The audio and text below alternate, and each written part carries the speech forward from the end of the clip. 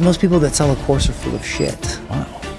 I don't care what you think you sell three things. You either sell health, wealth, or happiness. So it's either something to help you make or save money, something to help you look good naked, get rid of a disease, or something to improve your relationships with your wife, personal development. That's the relationship with yourself. So the fastest way to become a millionaire is always do reels. Keep it under 30 seconds, even 10 to 15 seconds is better. If you want to make a reel, make like 5 versions of it with 5 different hooks, upload them as trial reels, see which one does the best, and then pick the one that does the best and publish it. The quicker you can capture retention, the more earned retention you have. Joe Rogan probably makes the most out of podcasting. And people, you listen to his podcast, he controls the silence better than anyone else. He didn't go viral, he didn't get lucky. He sat down and studied $1 billion worth of marketing. That's right, Dan Henry literally transcribed the best performing ads, webinars, sales letters, and VSLs on the internet. Word for word, he reverse engineered the psychology, read over 100 books on marketing and copywriting, and built a multi-million-dollar business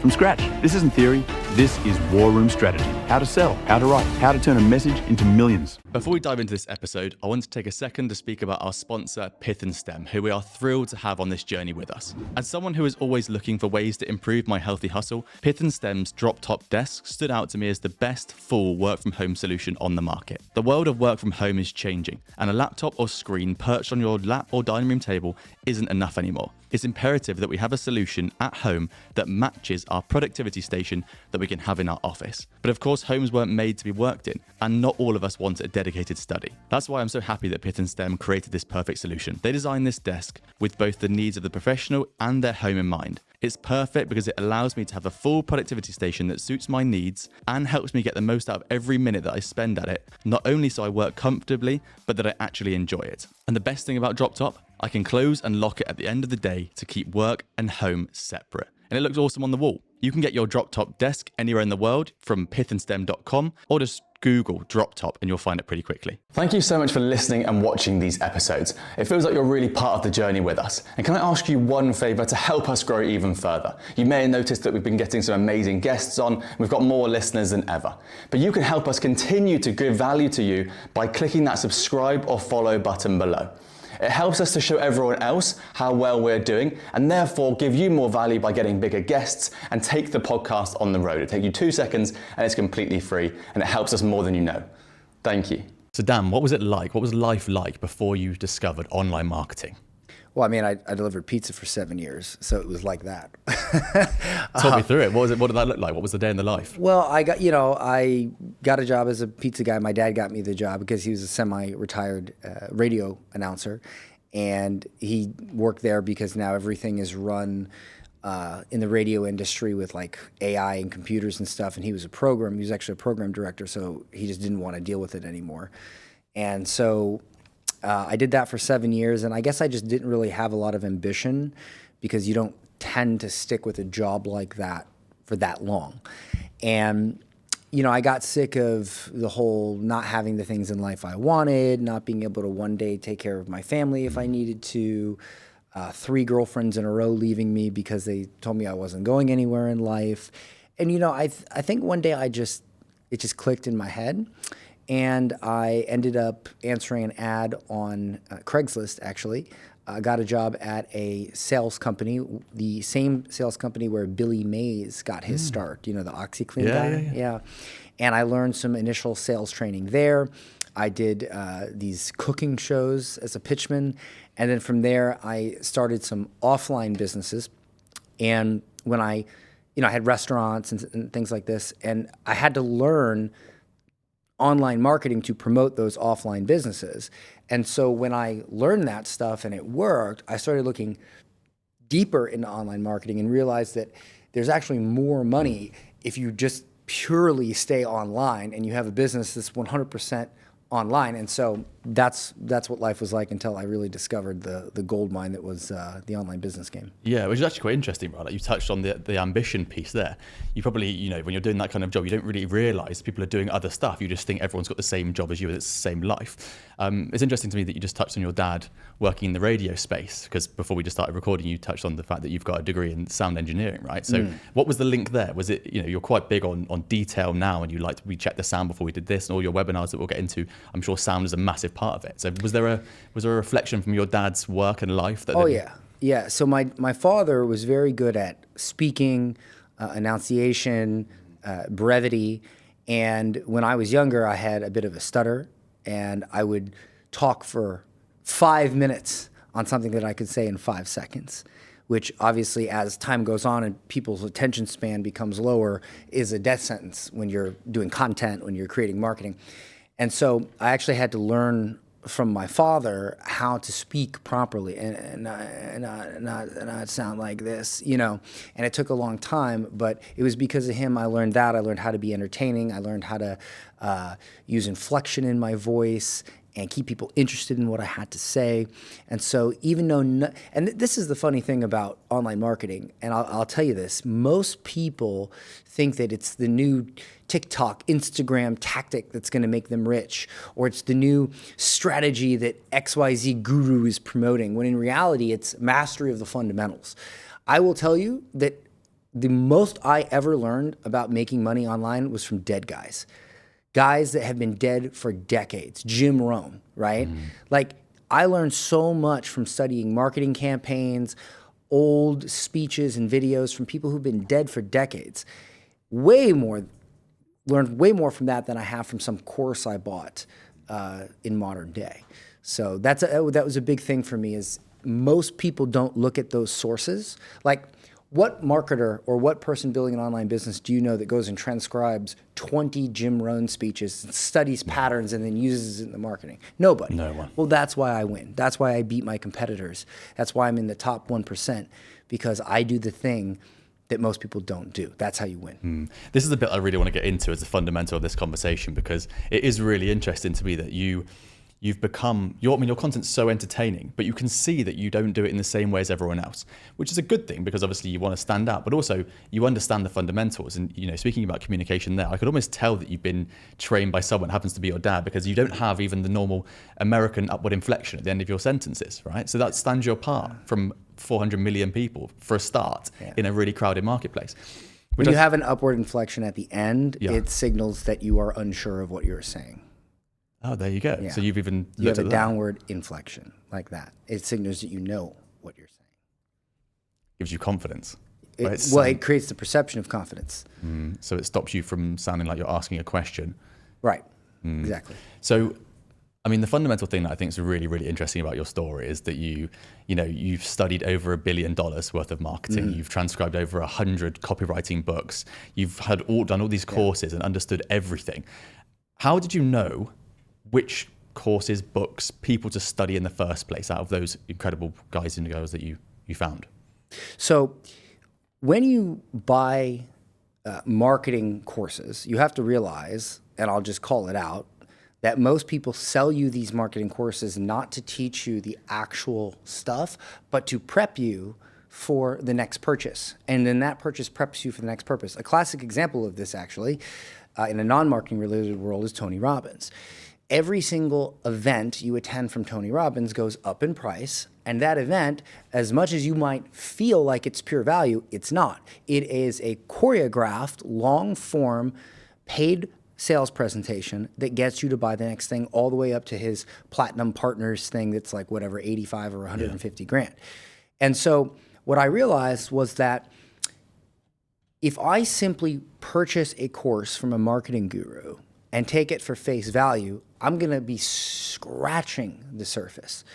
And so what I did was I went back years ago and recently to webinars, sales videos, sales letters, all these different winning marketing campaigns, both in marketing, health, relationship markets, all the way to Red Bull commercials, okay? And I stored them in my own little, folder, little hard disk on my laptop. I transcribed them, I studied them, and now with AI, I'm able to do this even faster. And that was in addition to buying marketing courses. That was in addition to reading over 100 books on business marketing and copywriting. But what really did it for me was studying these original, because back then, this whole concept of high ticket and keep selling them stuff, it existed, but it wasn't so overdone as it is today. So you could actually get real value back then. And it just allowed me to understand this stuff at a very high level. So when I teach it to my people, I just say, look, I'm going to actually teach you everything. And then if you want to buy something more from me, it's going to be the same stuff. I'm just going to spend more time with you, not hold something back so that you'll make another purchase. Yeah, because your stuff seems really transparent, right? You literally say up front, like, this is how much you can pay to start with, and then there's other things inside that you can buy. Yeah, I'm not... because I hated that so much when I was buying stuff. Like I remember one time I reached out to Sam Ovens years ago and I was like, hey, I want to buy your mastermind. And he's like, well, you should buy the $6,000 group coaching first. I was like, why? And then he's like, well, because, you know, I think you should buy that and then buy this. And I was like, that's weird. I want to give you 30 grand. Why don't you just take it? You know? So I'm like, fine. So I buy the $6,000 thing. I log into one video and it's 45 minutes of Sam talking about quantum physics for a landing page. And I'm like, this is not going to work for me. I love Sam. I love Sam. He's amazing. He's brilliant, but it's not going to work for me. So I messaged him back. I'm like, dude, just let me give you the 30 grand. I'm not going to watch these videos. I'm just being honest with you. But if I fly to New York and I sit in your office, I will pay attention for 2 days, but I will not watch this video. I know myself. So that's interesting, right? Because some of the stuff that I really like that you do is the live selling, the live presenting, right? So you touched on Tony Robbins. And is that the way that you learn then? You'd rather go to Sam's office and have him talk to you than have a course or maybe a book. You prefer that sort of way of learning as well? Yeah, I mean, he doesn't do those anymore, obviously. Sure. But for me personally, I really don't buy courses anymore unless I'm buying it to study how it's sold. I will generally make a $30,000 to $50,000 investment. I will either do a one-on-one call, or like for instance, I spent $250,000 in the last few years on hiring YouTubers that did not sell coaching, that just had a successful YouTube channel, and I would pay them anywhere from 20 to 50 grand, and I'd say just answer the phone for 3 months. Just let me ask you questions. Why was it important to you that they weren't selling a course? Well, because most people that sell a course are full of shit. And I teach people how to sell information products. But for me, I teach them how to do it in an ethical way that you can sleep at night, you know? Because most people, and look, here's the funny thing. Selling a course or selling a service or selling a software, it's all the same. Literally, it's the same pitch, it's the same marketing. It's just at the end when you say, here's how I can help you, you say something different. Do you know what's so wild is that when I was doing all the research on you with the team the other day, last week sometime, you had a reel that we all looked at that I thought was brilliant, and it's basically imagine if you created a course or content and you actually tried to give value. Like all that had to happen was the person gets the exact result that you promised them now, rather than trying to say like you need this first or smoke and mirrors basically. Right. And I was like, isn't that just goes back to the books you're reading, right? From the 100-year-old marketers or 100 years ago marketers. Like just imagine if you just gave the value and it actually worked straight away. Well, you know, I've always liked what Frank Kern said, who, you know, is old as balls now. I remember him when he wasn't. He said, if you want to help someone, if you want to show someone that you can help them, just help them. 100%. You know, and so for me, what I do is I like to show people that I can help them in a way that gets them a result that makes them want to do the next thing. So there's two ways to do this. You can sell in a way that holds something back so that you can sell them the next thing, or you can sell in a way that gets someone a result that inspires them to want to do it at the next level or a higher level. So for instance, sometimes I'll do this live event called the Epic Pitch Challenge. Well, what I do is I show people by the end of that event that they can create an offer and a message that they can repurpose into multiple types of marketing, because what most people don't realize about marketing is ads, emails, VSLs, webinars, all of these forms of marketing. Once you create one single solitary message, that message is repurposed. It's sort of like a hit song, right? You can play a hit song on a guitar, on a piano, a cappella, with a full band, a techno version. So marketing is the same. Emails is a guitar. You know, video ads are a bass. You know, it's the same message, but you're repurposing it over and over. If you look at the commercial from that craft beer Dosakis, I believe. Okay. Yeah, I always mess up the pronunciation, but it's the most interesting man in the world. You ever see those commercials? Yeah, I know what you mean. So what they do is they start with a hook, which is this man doing something very interesting, like climbing a mountain or being chased by animals or something. And then they say, he does this, he does that, he climbs the Alps, he dines with, rare African tribes that haven't been contacted in 100 years, whatever, right? So now there's the story that he does all this interesting stuff. And then at the end, he says, I don't always drink beer, but when I do, I drink Dosakis. And what that message is saying is that interesting people drink this brand of beer. Because most people who drink like craft beers or liquor, a lot of them don't want to drink beer, not because they don't like it, but because there's this stigma that if you drink like Budweiser or Miller Lite, you're like this redneck, right? And you're not interesting. And so, and I've owned 2 bars, so I know this to be true, okay? And so that whole ad is, hey, if you are an interesting person, it's okay if you drink beer, as long as you drink this beer, because the most interesting man in the world drinks it, okay? And it validates their perception by him saying, I don't always drink beer, but when I do, this is the brand. Now that's one singular message that can be repurposed 1,000 times by, oh, now he's climbing the Alps, now he's fighting tigers, now he's doing this, now he's doing that. So once you crack that core message, you can repurpose it over and over again and scale because you don't have to think of a new angle every time. So I help people really define how they explain what they do and craft a single message and epic pitch to be able to market, sell, video ads, whatever, by the end of that. And then, of course, past that, they might want to join our mastermind or take one of our done-for-you options for us to help craft those individual aspects. Yeah, so the message in different forms creates the band which comes together. And then when someone goes, shall I just use Instagram? You're like, well, you need SMS, you need whatever, Instagram, you need email, you need it all together to come as a band to provide the message. Well, my belief is that you should pretty much take everything to one sales video, whether that be a webinar, a VSL, or even a paid webinar, paid presentation. And all the forms of marketing all lead there. So if I sell a book, like for instance, roughly once a month, I'll do my online event, whether it be the Epic Pitch Challenge or whatever. I'll do some sort of online event. I will give away free Google Docs that then lead to a ticket for that event. I will sell books for $7 to $47 that on the next page is an upsell to that event. I will sell low ticket info products, ebooks, whatever, and the next page is an upsell to that event. And then the email sequences go to that event. And everything, it's like the wheel, spokes of a wheel. Yeah. It all goes like this to one core, and then when they get on that event, that is where they're sold the main offers, the main back-end offers. It just strikes me that like the fundamental part of up to this part of the conversation that's hit me is that you've taken the old school marketing and you've broken it into the fundamentals, as you said, but actually I'm putting words in your mouth, but it sounds like the parts that you've become really good at is making it sound exciting. Because people are listening to this are going to go, I've tried to do webinars. Russell Brunson told me to do webinars. No one turns up. No one even was interested. It sucks. Exactly. So how do you make something exciting? So the fastest way to become a millionaire is to sell what everyone else is selling and just make it sound new and unique.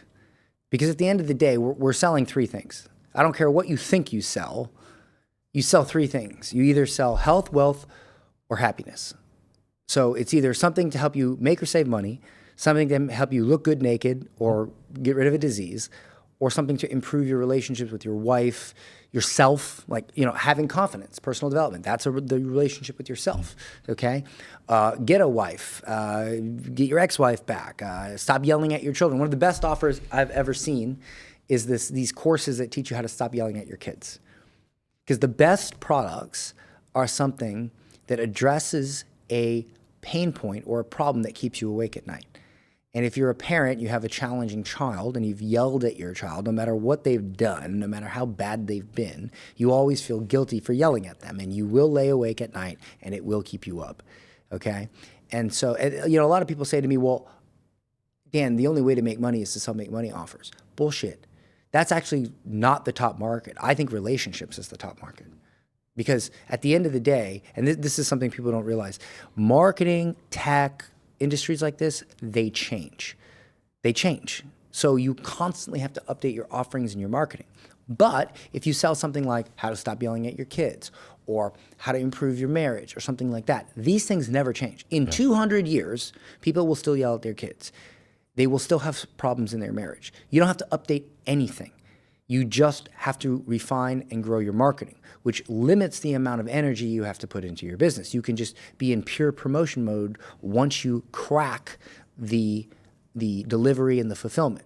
But if you're in the marketing or the tech space, it's more challenging because now you have to not only keep up with your promotions, but you have to keep up with your fulfillment and your offerings, and they have to constantly update, which is way more challenging. Yeah, whereas relationships stay exactly the same, really, more or less. Same. Really interesting, actually, anecdotally, like in this year, actually, so we're in May, aren't we? At least 3 different entrepreneurs have asked me what I speak to my fiance about between like 5 and 10. They're like, what do you actually speak about in the evenings? And I just think that's a bizarre question, but it's a genuine problem that the men are like, what do you speak about? What do you do? Do you just watch TV all evening? I'm like, just feels bizarre, but it's a question that needs answering, clearly.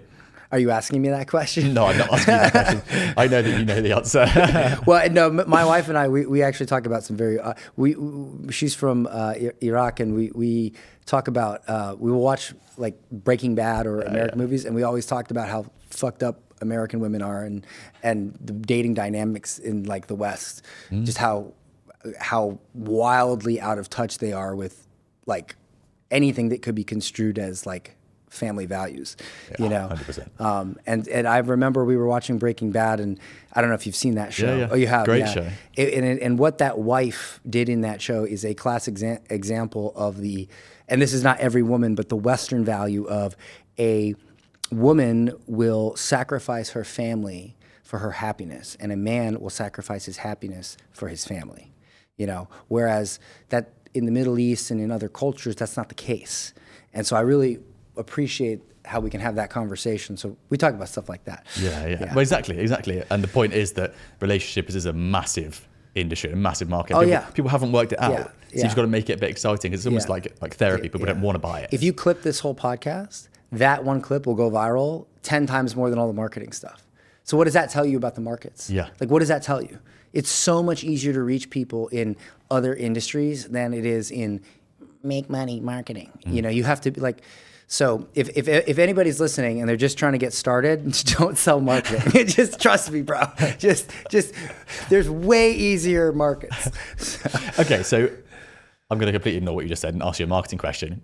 Well, I have an unfair advantage. I've been in the game for over 10 years. Yes. If I was just starting now, there's no way I would teach marketing. No. Well, because it's evolving so quickly, right? All the platforms are evolving. Like the fundamentals are like you say, relationships and that kind of stuff. Yeah. So, okay. So what was the first win that you had when you studied $1 billion worth of marketing? What was the first thing where you tried it and were like, wow, that worked. I'm going to keep transcribing, keep reading, keep... Pause. Sorry, it's me, Freddie, interrupting myself. I just want to point out how well this guest is doing at building trust with you, the audience. They're adding value, they're giving inspiration, and they're hopefully educating you on a few different areas. You see, we're in a trust recession, and becoming a podcast guest is literally the best way to continue to build trust while so many are struggling. We've built a community of incredible entrepreneurs, all becoming the top most in-demand podcast guests in the world. And if you click some of our links below, not only have we got templates to help you become a top guest, we've also got a community that you can join to get yourself to where you want to be. Now back to the episode. Yeah, so when I did my first webinar for this little course on how to start a blog, okay? And the reason I did it was because I had held a in-person seminar several months before that, and I taught people how to start a blog. It was at like the micro budget hotel in Spring Hill, Florida. I was in person, that's cool. It was in person, yeah. I needed money, but I didn't have a business, so I put these ads out on Craigslist and Facebook, and I said, I'm doing this free seminar, so if you want to learn to start a blog, you'll have your blog up and running by the time you leave. Well, when they came, I just showed them how to do it, but I had them sign up to my HostGator affiliate link. Nice. So I made $3,500 in commissions that day, just getting a room of like 30 people to sign up for HostGator, which is because they paid $150 per sign up. So then I was like, well, let me teach a blogging course. And I did a webinar, and it totally bombed. I didn't make any money. And so I quit for a while because back then I didn't have a resilient mindset, I was just like, oh, it didn't work once, so let me stop, which is obviously if you have that mindset, you're going to be incredibly unsuccessful, because that's just not how success works. And then I got into it later because I needed money. I got sued by the IRS for $250,000. And I was like, well, I got to figure it out. So I gave it another try. And this time what I did was I did read a book from Russell Brunson. And, he gave this webinar script, right? And I thought to myself, well, a lot of people use this script and a lot of people fail. So the script may be good, and it was good, but at the end of the day, there's something else you have to do to get this to work. So I went and I took, I would say maybe at that point, 25-ish of the top webinars in various industries, and I downloaded them. Some of them I had to screen record and sit there through them. I transcribed them and I studied them. And what I found was that I found two things. One, they all followed slightly different scripts, and some of them wildly different scripts. And the second thing was they all had four things in common. No matter which webinar, if it was successful, did not matter what script, it did not matter what offer, it did not matter what they said, they all accomplished four things. All four of them were, number one, entertaining. They were entertaining. They were not boring, because if it's boring, people are not going to keep watching. Number two, they were personalized. They weren't selling wide offers, and they weren't appealing to a wide variety of problems. They were hyper-focused on one problem, one type of person, and one solution. One. And that's what made it personalized. Number three, they used a lot of irrefutable language, meaning instead of trying to convince you of something, they would simply share something that you already believed that was in alignment with what they needed you to believe to buy. Okay? This is the hardest one to wrap your brain around. I can give you an example in a second. And number four, they were clear. They were ultra simple. There was nothing complex. It was almost embarrassingly simple, to the point where you might think that it was a little too simple. Like it was like uncomfortably simple. And so I thought to myself, okay, if I can create something, regardless of the script, that is entertaining, personalized, irrefutable, and clear, it's going to win. I did. I made $48,000 my first webinar, $52,000 my second webinar. I went from making like nothing with webinars to $100,000 my first month, and since then I've made $35 million with some form of sales presentation. And this is what I've now developed into what I call the epic pitch. Okay, entertaining, personalized, irrefutable, and clear. So what's the example of irrefutable? Okay, so if I were to say to you, hey, the best way to sell is through a presentation, right? And here's all the reasons why. And presentations are amazing because, people are locked in and they're listening and you have time to sell them. This is all me trying to convince you. But if I were to say something like, what is the most valuable computer company of all time? NVIDIA, Apple. Apple, Yeah. Okay? And now who sold Apple to the world? Steve Jobs. Steve Jobs. What did Steve Jobs do every single year to sell more Apple? Presented new stuff. He did a presentation, okay? Now, notice that in that sequence, I asked you what the most valuable tech company was. You said Apple. I asked you who sold it. You said Steve Jobs. I asked you what he did every year. You said presentation. So I am not saying anything, because you're not going to believe me. You're going to believe you. Now, you layer that. So for instance, would you agree that life coaches are probably one of the most brokest coaches? Yeah. But did you know there is a billionaire life coach? Do you know who that is? Tony Robbins. Tony Robbins. Yeah. How does Tony Robbins sell No way. life coaching? Presentations. Yeah. Again, so you layer that. At no point did I tell you that you should use a presentation. But by the end of me speaking and interacting with you, you're like, dude, I need to make a presentation, okay? And so this is how you make something irrefutable. You literally just don't say anything. Literally, you don't say anything. You don't make declarative statements. You ask questions that lead the audience to their own conclusions, and those conclusions are the conclusions you need them to make to get on board with what you're doing. But what's hilarious is that the C of epic, clear, that is, you're saying do presentations and you'll make more money, right? Which is super clear, and it's almost too simple. I'm like, okay, I get it. But I probably immediately start to go, Dan knows something that I don't about presentations, right? Or Tony Robbins knows something that I don't about presentations. So you immediately go, okay, I need some help, please.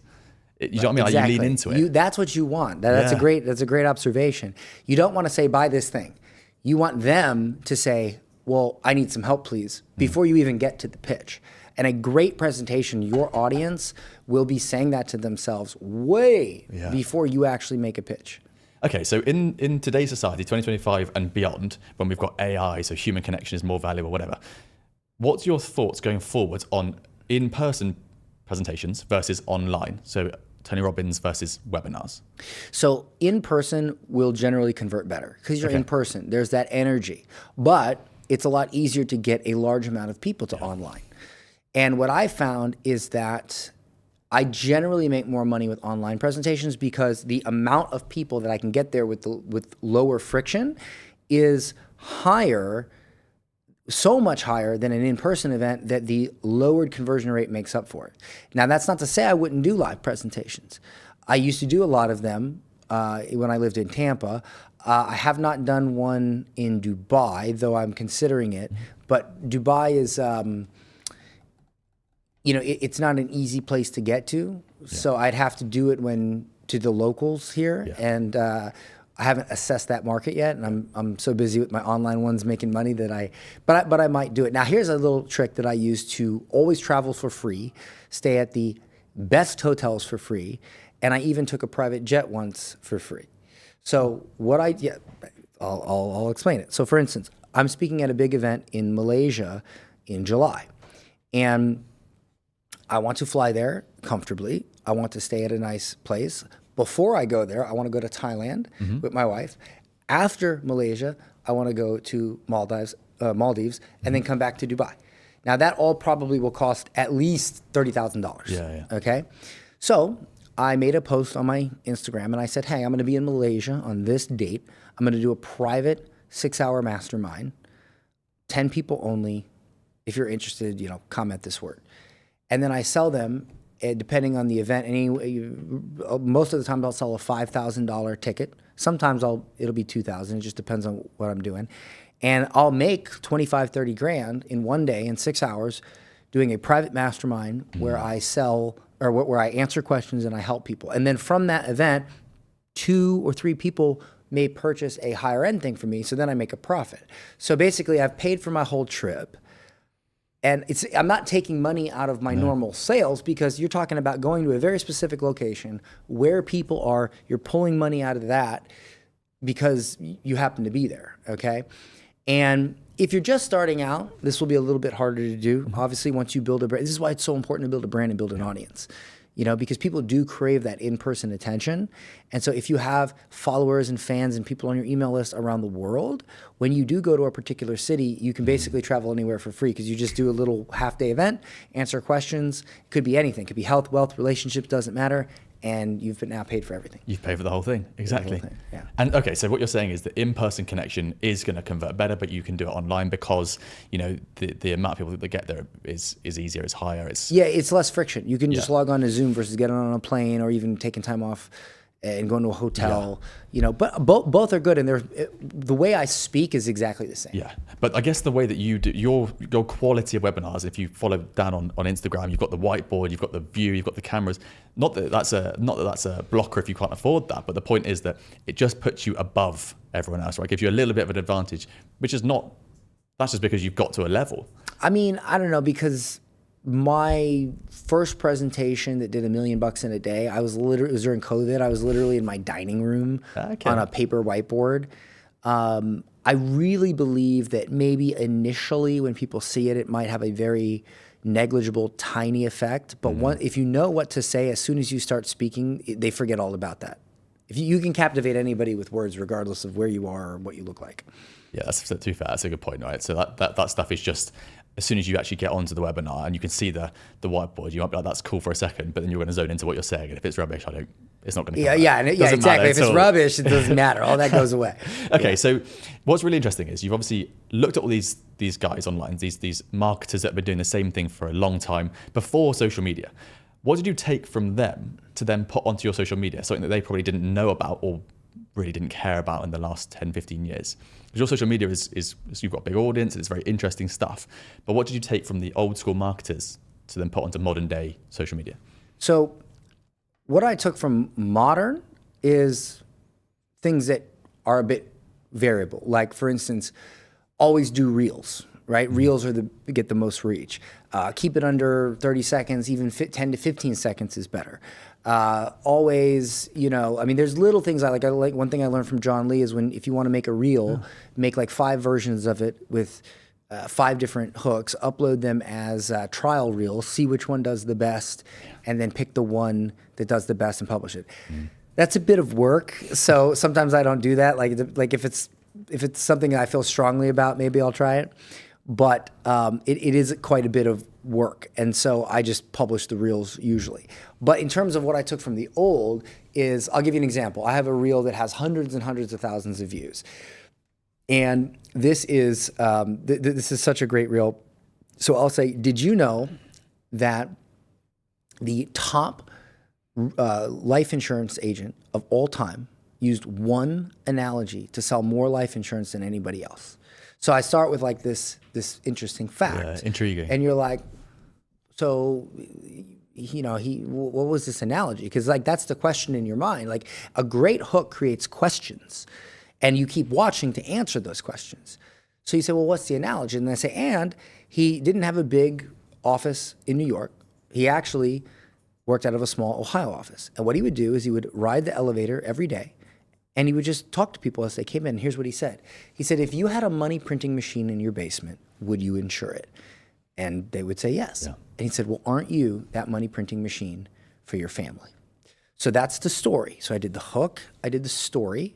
And then at the end, I say, listen, if you would like a list of the top 5 agreement analogies that I use to grow my business and make my marketing great, comment this word, I'll send it to you. I send it to them, and then in that document, obviously goes to my online event. So what I took from these old guys was that stories and narratives about interesting facts, because you can say things in multiple different ways. You can say, hey, there was a guy who sold life insurance and he would say this thing and he sold more than everybody else. Or you could say, every day he'd get in the elevator, he'd ride up and he'd ride down in random office buildings. And as people walked in, he would say, hey, so you see the difference? It's a narrative versus explaining a historical fact. It's a narrative. And Jim Rohn was amazing at this. Or, really any of those old guys, like all the pre-Tony Robbins guys, they would tell these, Zig Ziglar, for instance, and he would speak slowly. He would be like, there was this world famous archer, and he could hit the target he would just slowly explain it, and he would take something that could be said in a couple of seconds and he'd stretch it out. And you might say, well, that's counterintuitive, but he did it so well that you were locked in. You were just locked in. So what I found is if you can capture attention within 3 seconds, you now earn more retention. So the quicker you can capture retention, the more earned retention you have. So, yeah. Yeah, that's so interesting. Yeah. I love that. But I was reading a thing the other day about podcasting, and someone had analyzed the best podcasters. And, this is arguable if you think he's the best or not, but Joe Rogan probably makes the most out of podcasting. And people, the analysis was like, if you listen to his podcast, he controls the silence better than anyone else. Yes, he speaks slowly and he has fun topics or good guests, whatever, but he'll have massive pauses. He thinks, and then he puts something to the guest. He's not rushing through. He's not trying to self-promote. And even in the example you just gave there, or in any of the content that you do a very similar thing where you completely control how the information is being given across. And like you say, it's so captivating. He earns that time. He also speaks at a reading level generally of grade 6 to 7. He keeps things short and concise, and he asks thought-provoking questions that this is why you can watch a Joe Rogan podcast for 3 hours and you just don't want to log off, because every time there's a resolution to a point, notice he will immediately create another what we would call hooks in the marketing world to make an open loop, which then needs resolution. And then when that loop is closed, he immediately opens another loop. If you actually watch his shows, it's constant opening and closing of loops. And I don't know if he does this naturally or if he learned it from somebody, but it's exactly what he does. Have you transcribed his podcast to learn from that? I have done some Joe Rogan stuff. I can tell, yes, yeah. But there's a lot of it. Yeah, that's awful. There's a lot of it. But I did. So one time I actually transcribed a Joe Rogan podcast, and I created like a framework, and then I did multiple ones, and I said, give me the most thought-provoking questions. And I studied those questions, and whenever I've interviewed, so I interviewed Alex Hormozy. Oh, cool. And I interviewed Myron Golden. Mm-hmm. And when I interviewed those guys, they got hundreds of thousands of views on YouTube. And you will look at the comments, you will see this is one of the best, like Dan asked the best questions I've ever heard asked. Like this is the best interview with Hormozy, because I said, okay, well, who's the best at asking questions? Joe Rogan. Okay, well, let me transcribe a bunch of Joe Rogan podcasts. Let me pull out what questions he asked, and let me figure out how I can take those and apply them to what I ask. See, that's what I do.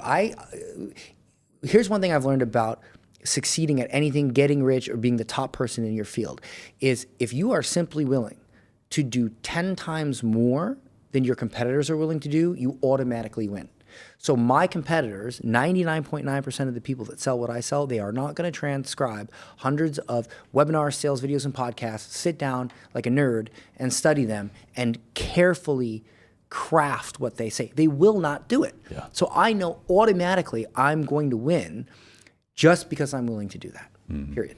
So if someone was listening to this and they're like, okay, Dan, I'm willing to start putting the effort in, what's a couple of books you'd be like, go and read that, start thinking about marketing in this way, and they had a massive impact on your life? If you can somehow find it, okay, try to find the original internal copywriting manual for Agora Financial. Wow. Yeah. That sounds difficult to find. It's very difficult to find. Don't ask me for it. No. Well, maybe you sell it. You've got the copies. Well, you know what? If you find it, just keep your mouth shut. But the point is that I would also consider. I mean, there's a lot of marketing books, but unfortunately, the marketing books that are old used to be really good. The ones now, they suck. They're just sales letters. Okay, so anything from Gary Halbert. Also, read non-marketing books like The Game by Neil Strauss. Very well-written book. It's a book about pickup artist techniques for like getting women. And what's interesting about that book is if you replace the word woman with customer, it's basically a marketing manual. Clever. Yeah, it really is. Yeah, there's so many marketing techniques. And when I read it for the first time, I was like, this is marketing. And we've linked back to relationships again. Yeah. There's money in there. We'll also put a link to Digital Millionaire Secrets below as well, because that's not a bad book. that was my first book that I wrote, and it became a Wall Street Journal and USA Today best-selling book. Very good book, and I might even make an updated version of it. Oh, 2026 incoming. Maybe. Dan, it's been an absolute pleasure having you on. Thank you so much for your time. No problem, brother. Thank you for listening to that episode. I hope you enjoyed it just as much as I enjoyed speaking to that guest. If you scroll down now, you will find a link to our Healthy Hustle newsletter. There's more than 10,000 people receiving the newsletter every week, and it helps break down how to become a top podcast guest. It will also break down exactly what this guest that you've just listened to did to create such a great episode that you've just listened to. I hope it's helpful, and I'll see you in the next one.